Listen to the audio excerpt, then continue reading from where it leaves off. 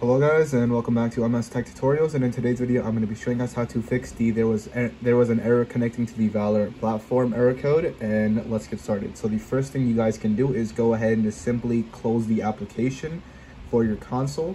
And then the second method you guys can go ahead and do is restart your PS5 or Xbox. So just go ahead and restart your PlayStation 5. You can do that like that. And then the second method you guys can try to do is you can fix your network. If it has something to do with your network, you can go to settings, you can go to network, you can go to test internet connection, make sure there's nothing wrong. And then you can also go to set up internet connection and then click on the Wi-Fi you're using and click on the options button on your controller and go ahead and play around with the DNS settings. You can go ahead and change that. I don't have the code on the top of my head, but you can go ahead and search it up, like what the best DNS setting codes are. And yeah, and then you can also just simply, I'm pretty sure I already said this, close the application. Yeah, you can do that.